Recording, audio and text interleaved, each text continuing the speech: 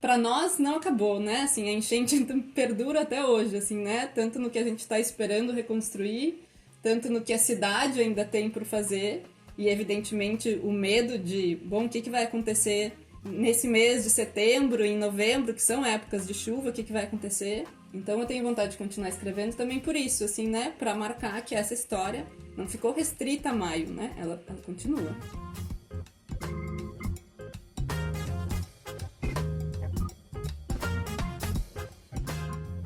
Essa que você ouviu aí é a escritora Júlia Dantas. Ela é gaúcha e viu a casa dela ser inundada durante as enchentes de maio de 2024 em Porto Alegre.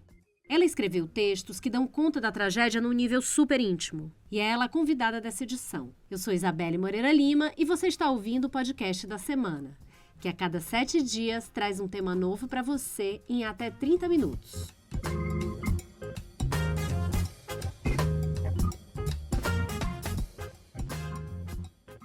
Até hoje, meses depois da tragédia climática que atingiu Porto Alegre e outras cidades no Rio Grande do Sul, a Júlia está descobrindo que ela perdeu. A Júlia escreveu 3 relatos sobre a experiência dela nas enchentes. Eles são tristes e são apavorantes também, porque dão a noção de que isso pode acontecer com qualquer um. Se você ainda não leu, os links estão no site da Gama. A Júlia deve falar sobre essa experiência também na Festa Literária Internacional de Paraty, nesse ano. Autora de 3 romances, entre eles o mais recente, A Mulher de 2 Esqueletos, que foi publicado pela Dublinense em julho desse ano, ela conta como é que a experiência de ter a casa alagada mudou o jeito dela de escrever e de olhar para a literatura. Mudou até a relação com a cidade. Ouve aí meu papo com ela.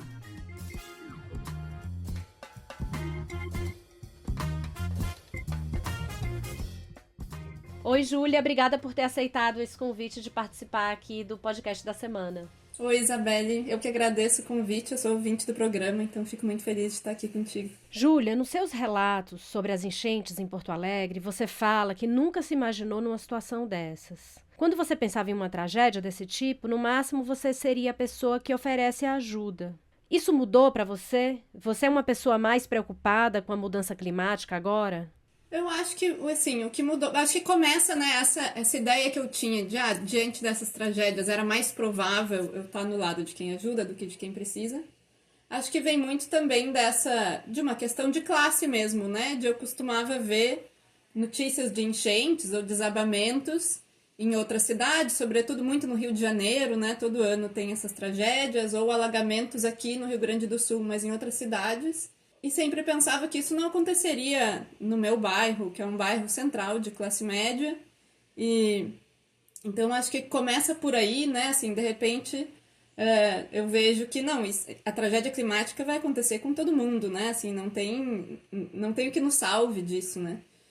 Então eu não sei se eu fiquei mais preocupada, porque já era algo que me interessava, que me preocupava, que eu, né, via que estava acontecendo. Mas eu acho que eu tenho agora uma maior preocupação no sentido da urgência, assim, né? De ver que tudo que a gente já... A gente, os cientistas, né? Claro.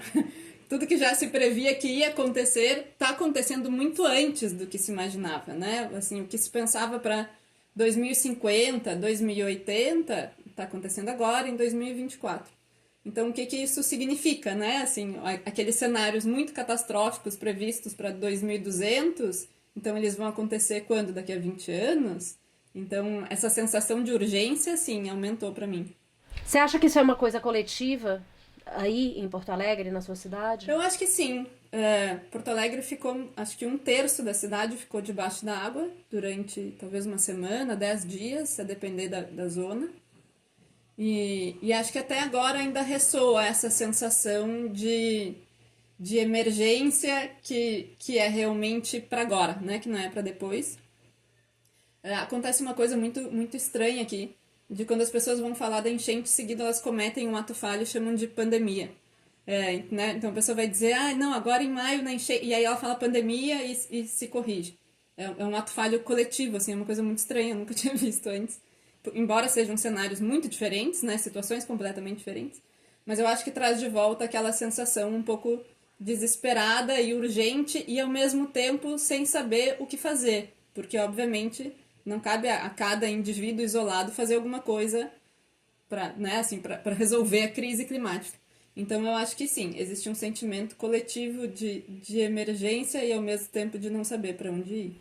Isso que você falou, né, da experiência coletiva, que muitas vezes, acho que antes disso, talvez a gente despersonalizasse um pouco a coisa do aquecimento global, né? Quando eu li seus textos, eles mostram o contrário, é super pessoal. Eu não sei se quem está fora de Porto Alegre tem essa sensação de como a mudança climática pode ser algo que afeta intimamente, né, nas coisas mais...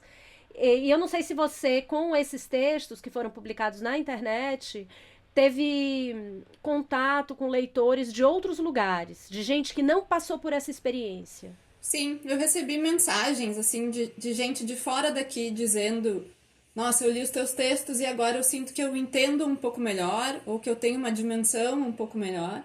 E, sobretudo, mensagens de pessoas, ou pessoas que são daqui e estavam longe, ou pessoas que não são daqui, mas conhecem, né, gente daqui. E então, ex-colegas meus que tinham vindo estudar, voltaram para suas casas, então eles têm um apego a Porto Alegre, ao Rio Grande do Sul.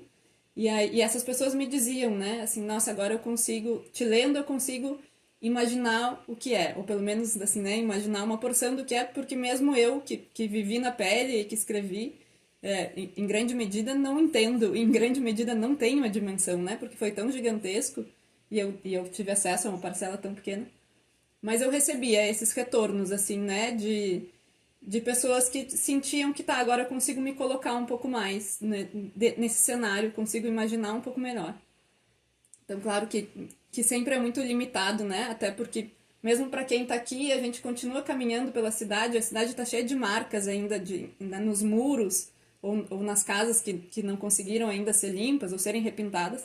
A gente vê as marcas da lama e a gente mesmo olha e se pergunta, mas isso aconteceu de verdade? Isso é real? Porque de vez em quando você está caminhando lá no centro e tem uma marca que está acima da tua cabeça e tu fica, não é possível que isso tudo estava debaixo da água. Não é possível que as lanchas estavam passando por aqui. Mas elas estavam, né? Então acho que esses relatos dão conta dessa dimensão íntima, né? Do que é uma casa. Mas tem algo da dimensão da cidade que mesmo estando aqui, ainda é difícil de assimilar. A gente está em ano eleitoral. Esse é um debate que está mais vivo? Você está percebendo isso, que as pessoas estão falando mais? Sim, com certeza. Isso está sendo perguntado a todos os candidatos, né, à prefeitura.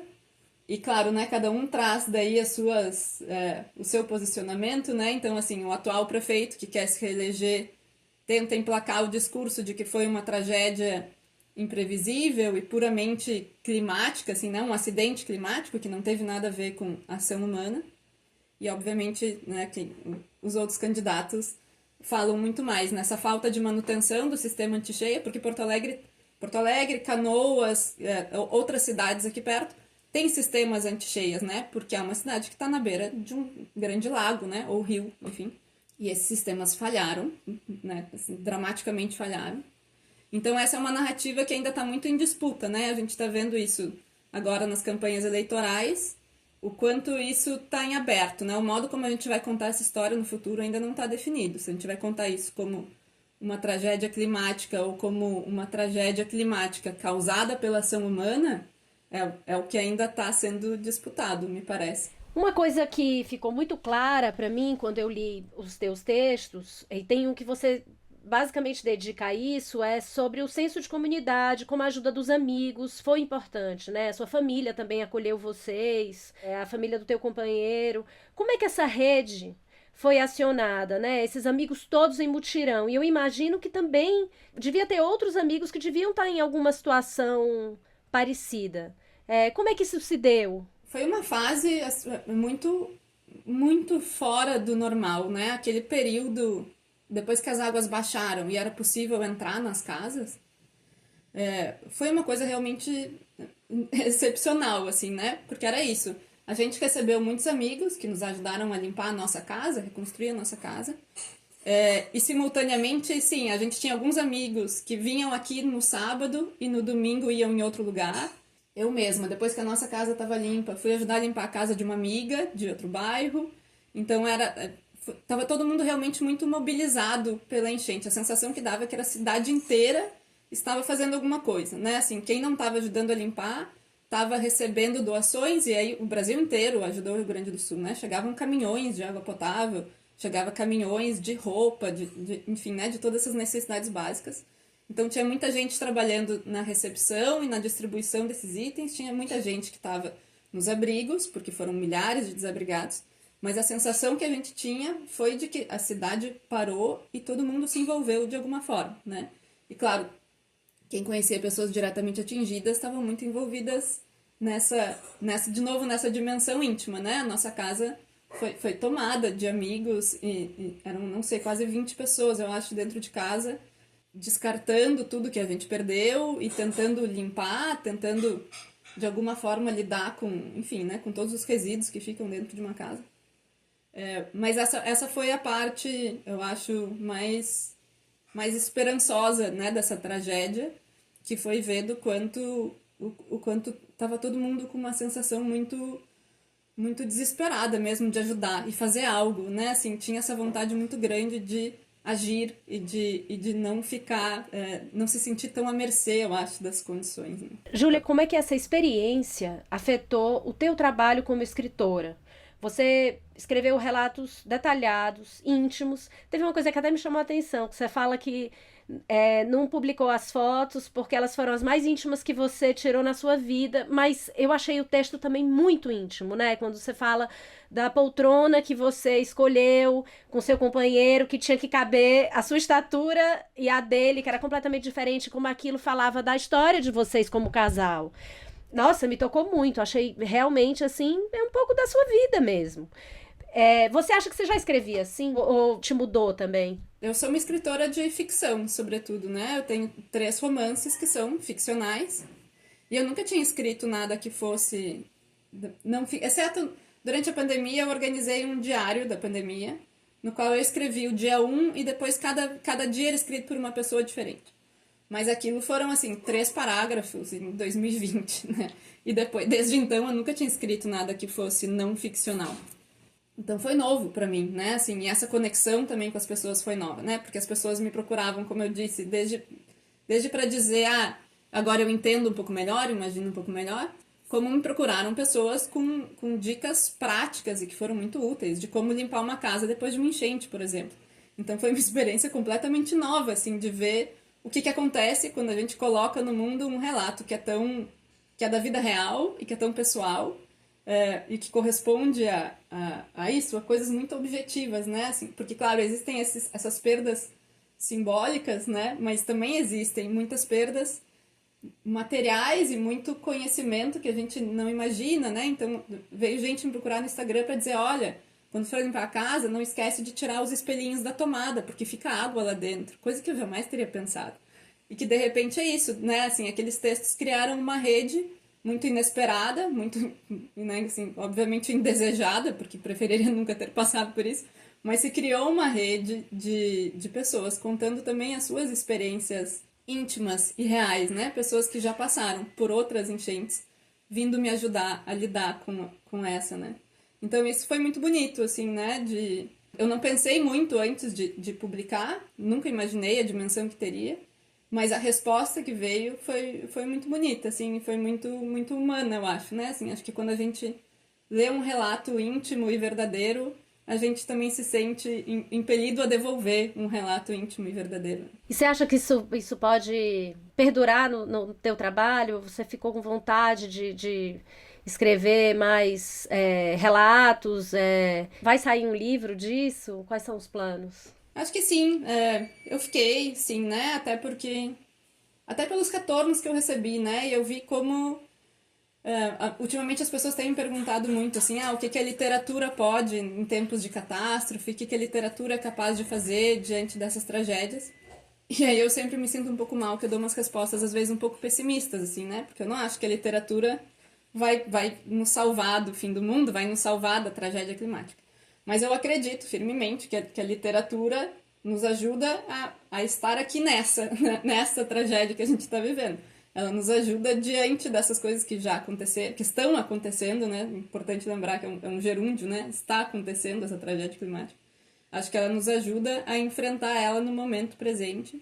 Então, sim, né? Tenho vontade de continuar escrevendo, até porque porque passada a urgência daquele momento, né, da inundação verdadeira, fica um pouco essa sensação de, aquilo já passou, mas na verdade não passou, né? Ao redor do meu bairro, assim, a quantidade de obras e reformas é uma coisa que eu nunca vi antes, né? E eu tinha te falado, quando a gente estava combinando a entrevista, eu te disse, eu não sei se eu vou conseguir ter um ambiente totalmente em silêncio, porque eu não posso fechar a porta do meu escritório, porque eu ainda não tenho uma porta nova, né? A gente perdeu muitas das portas da casa. E quando a gente foi comprar as novas portas, a loja de esquadrias disse, olha, vai demorar, porque a gente está com uma demanda muito alta, uma demanda que a gente nunca teve de portas, porque a cidade inteira um terço da cidade está comprando portas. Então, para nós não acabou, né? Assim, a enchente perdura até hoje, assim, né? Tanto no que a gente está esperando reconstruir, tanto no que a cidade ainda tem por fazer, e evidentemente o medo de, bom, o que vai acontecer nesse mês de setembro e em novembro, que são épocas de chuva, o que vai acontecer? Então eu tenho vontade de continuar escrevendo também por isso, assim, né? Para marcar que essa história não ficou restrita a maio, né? Ela continua. Júlia, você perdeu muita coisa. Você lista as coisas pessoais, mas mostra que elas não eram só coisas. Elas eram também símbolos de momentos da sua vida, de relações. E logo, muitas dessas coisas são insubstituíveis. Eu queria te pedir para comentar isso e te perguntar se tem algo de positivo que você tira dessa experiência. Bom, das perdas é isso, né? A gente, assim como não acabou, porque a gente está esperando ainda chegar em portas, a gente ainda não tem uma cozinha inteira, nem um banheiro inteiro, mas mesmo isso das perdas não acabou. E essa é uma sensação muito estranha, porque a gente está ainda descobrindo algumas coisas que a gente perdeu e a gente não sabia. Porque quando vieram, né, essa multidão de amigos e as pessoas começaram a tirar tudo aquilo que ainda estava inteiro, as pessoas tiraram e levaram para suas casas, né? No último final de semana, o Felipe, né, meu companheiro, foi buscar os nossos quadros que sobreviveram, porque estavam na parede, altos, né? Semana passada, uma amiga me trouxe alguns livros que ela tinha levado, que eram uns livros úmidos. E aí eu fui vendo e a maioria deles já não tinha mais o que fazer, né? Porque eles tinham virado meio que uma maçaroca, assim. Então a gente está até hoje descobrindo, isso aqui se salvou, nossa, e aí dá uma sensação, parece que a gente ganhou de novo, assim, né, o que a gente já tinha. Mas também tem essa parte de descobrir, então isso aqui eu perdi, né. A gente estava no frio e agora esquentou, e agora que eu descobri que eu não tenho mais nenhum sapato de verão, assim, né, descobri isso, tipo, semana passada, assim. Então é uma constante descoberta, assim, das perdas, né. E sim, né, claro, tem coisas de valor sentimental que a gente perdeu e que vai tentando, não sei, vai tentando reconstruir, talvez até por meio da escrita, assim, né, de bom, já que eu perdi aquilo, pelo menos eu vou escrever sobre aquilo, que é um jeito de guardar, né, alguma dimensão dessas perdas.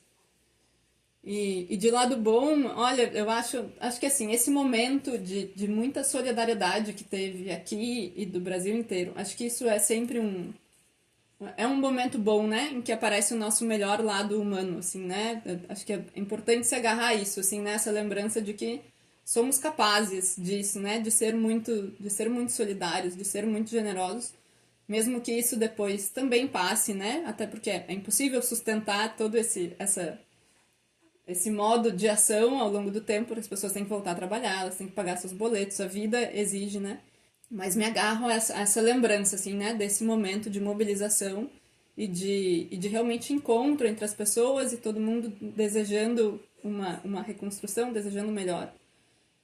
Mas eu acho que isso é o máximo de bom que se pode tirar. Espero que também isso uma maior consciência climática, né, uma maior consciência do quanto isso é urgente e o quanto vai afetar todos nós, né, direta ou indiretamente, mais cedo ou mais tarde.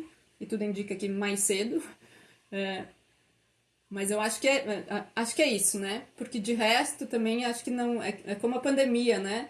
A gente não pode romantizar essas grandes tragédias, enfim, porque elas são resultado em grande parte de ação humana, o que a gente precisa olhar para as nossas ações e mudar o percurso para que elas não se repitam, né? Esse seria para mim o melhor cenário, assim, que isso gere alguma mudança de percurso daqui para frente. E aí, a tragédia que você viveu, e como você falou, não terminou, foi ontem, foi em maio, né? E agora a gente vê o noticiário falando de fogo em outras regiões do país.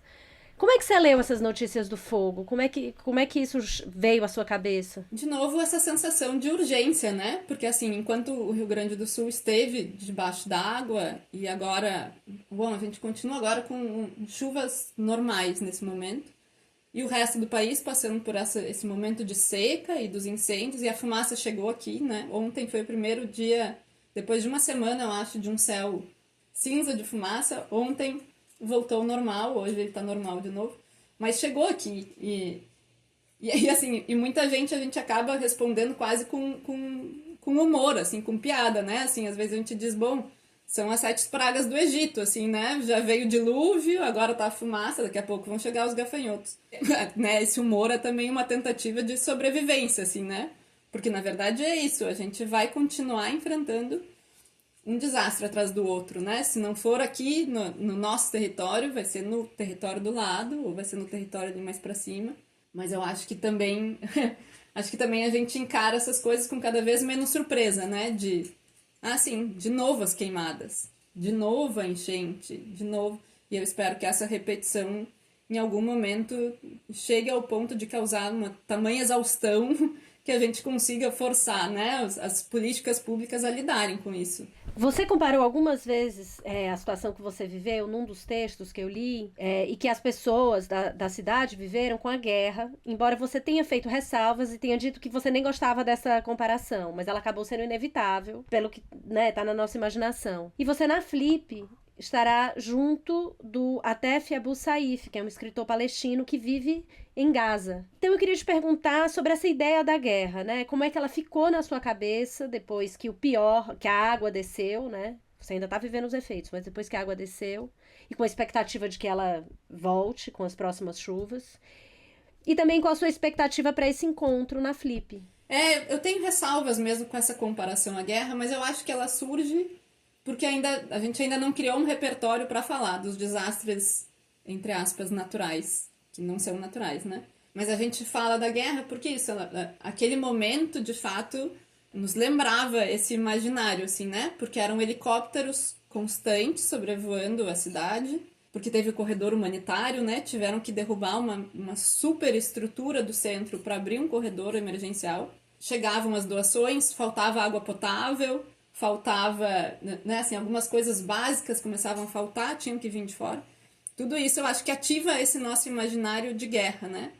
Eu tenho ressalvas a usar essa comparação, porque acho que são situações muito diferentes, né? Assim, uma coisa é esse desastre que é causado também por ação humana, mas que ele é lento e em alguma medida acidental, no sentido de que ninguém mirou o Rio Grande do Sul e decidiu vamos atacar esse lugar, enquanto que a guerra é absolutamente intencional, né? E pensando em Gaza, bom, ela é muito direcionada a uma certa população, uma certa cultura, existe uma intenção de dizimar um povo e uma cultura, então são situações drasticamente diferentes nesse sentido, né? Eu acho que elas se aproximam por essa via são resultado de ações humanas, intencionais ou não intencionais, direcionadas ou não direcionadas, e elas geram isso, né? A perda da cidade, que é muito o foco da Flip, e a perda de uma história, né? Porque Porto Alegre, embora tenha ficado 1/3 debaixo d'água, está se reconstruindo, mas tem algumas cidades no interior que a gente não sabe se elas vão ser reconstruídas, porque elas estão sendo inundadas regularmente, quase, né? Então talvez tenha cidades inteiras que deixem de existir. E a perda que isso representa para quem é de lá, né? Assim, a perda de história, de referência, isso sim coincide com a guerra, né? Porque quando a gente destrói um lugar, não é só um lugar, não é só uma cidade, não é só um monte de paredes e casas, né? A gente está destruindo uma memória, uma história, uma referência para um grande grupo de pessoas que vai ter que se reorganizar sem esse amparo de território. E a sua expectativa para o encontro com o Atef Abu Saif na Flip, como você tá? Olha, eu fico um pouco nervosa, porque é um evento gigantesco a Flip, né? Eu nunca participei de um evento tão grande, com um público tão grande, né? Então tem esse nervosismo de público e evento. E também, enfim, de estar ao lado de uma pessoa que, inevitavelmente, a gente olha para essas situações e acho que é natural que a gente crie uma hierarquia, né? Não, isso aqui é uma tragédia muito maior, essa aqui é uma tragédia menor. As pessoas fazem essa comparação.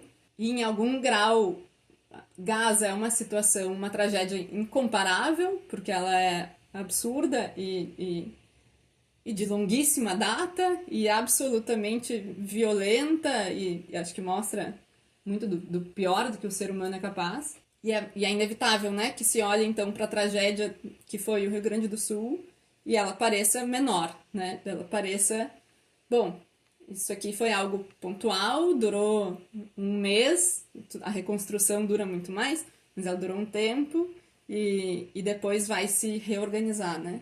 Então, acho que é uma responsabilidade muito grande de estar ali ao lado de alguém que vem de Gaza e tentar, de alguma forma, costurar esse encontro entre ações humanas que levam a grandes desastres, mas respeitando também a história dele e, ao mesmo tempo, também e respeitar a nossa, simultaneamente, né? A nossa de quem estava aqui. Mas acho que vai ser um encontro que vai exigir muita sensibilidade e muita alteridade também, assim, né? De olhar um para o outro e tentar se reconhecer no que a gente tem de parecido e também de respeitar o que a gente tem de diferença. Como é que você acha que essa experiência, tudo isso que você viveu, e pelo que você respondeu agora também, esse olhar, né? Como é que isso muda o jeito que você olha para a literatura? Até para sua própria escrita, né? Que efeito isso teve para você como leitora e como autora? Acho que eu também ainda estou descobrindo, né, como vai ser isso, enfim, eu vou continuar escrevendo, então também vai ter uma descoberta aí, né, de descobrir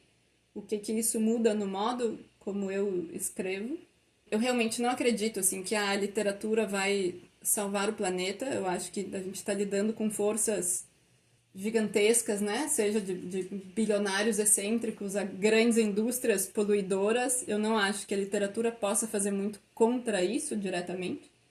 Mas eu também acredito, né, em tudo que o Ailton Krenak diz, né, a respeito de adiar o fim do mundo. Acho que essa é a nossa melhor aposta, né? Adiar o fim do mundo um pouco mais.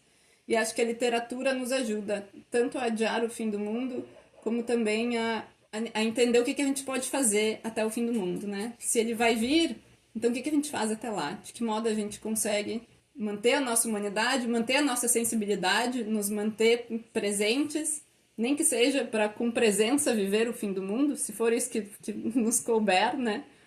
Como é que a gente faz para estar presente nisso?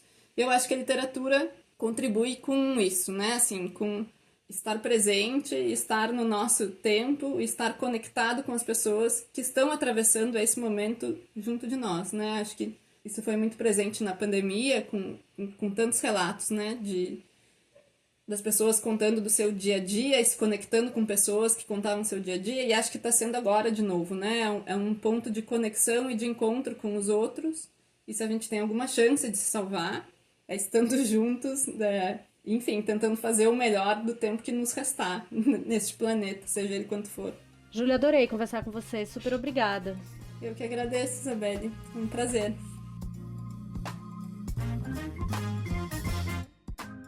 Se você gostou deste podcast, eu te convido a ouvir outros episódios. Toda semana tem uma entrevista sobre um tema do mundo contemporâneo. Sobre as mudanças climáticas, para você ter uma ideia, a gente já conversou com a oceanógrafa e professora da Universidade Federal de Santa Catarina, Regina Rodrigues, que falou sobre como o aquecimento dos oceanos piora eventos climáticos extremos.